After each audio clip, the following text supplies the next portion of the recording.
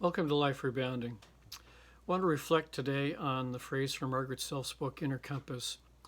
Who you are in your becoming is always under the shepherd's care. Now, the last part of that is my addition to her comment, but who you are in your becoming is under the shepherd's care.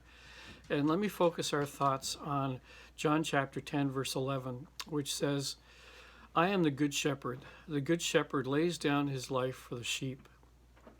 There's a reminder there for us that there is one who loves us dearly and is willing to make sacrifices for us, and who has made the ultimate sacrifice in that of giving his life for us on the cross. That's Jesus Christ, our Savior. One of the things that strikes me about this particular verse, though, is that Jesus knows his sheep. He calls each one by name. So if you think about it, Jesus knows you by name, just like he knows me. And he knows everything about me. I dare say he knows me better than I know myself, and he knows you better than you know yourself. Now, that might be a frightening prospect that somebody knows you that well, but the reality is, though he knows you even better than you know yourself, he accepts you. He accepts you right where you are right now. He doesn't expect you to be perfect in this moment.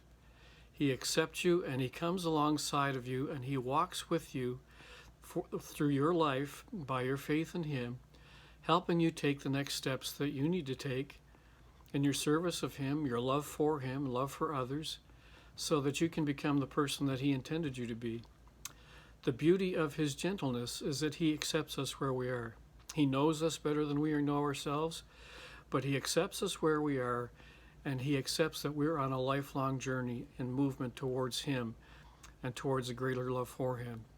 Now, having said all of that, sometimes it's hard to accept that comment itself, that we are loved and that we are accepted. And one of the things that strikes me is that in the world that we're living in today, we find it easier and easier to reject those who don't look like us.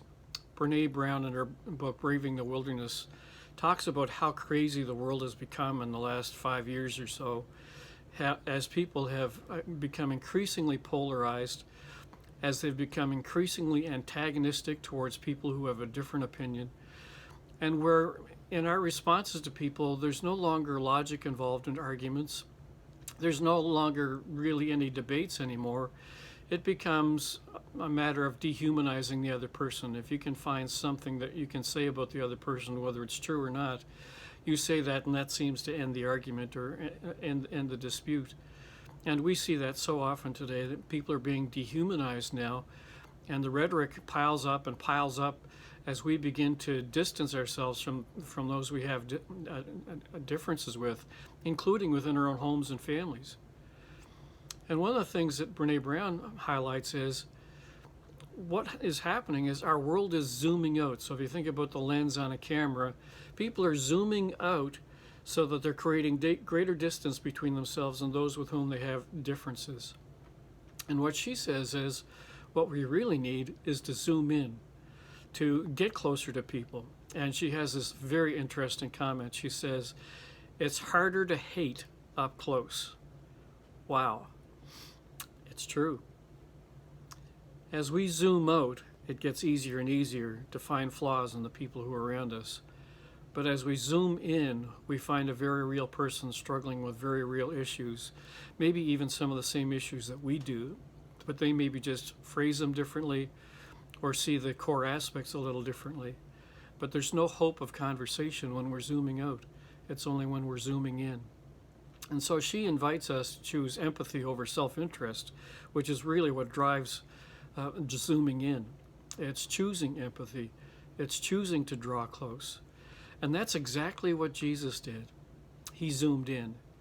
He zoomed in from heaven to get close to you and me because he knows us, because he calls us his sheep, and because he wants to get close to us and wants us to know the perfect peace that he has for us in heaven. The Bible says that while we were still sinners, Christ died for us. That's zooming in. We live in a broken world that very desperately needs to take the model of Jesus zooming in and begin to get closer to each other, recognizing that that's not always an easy thing to do.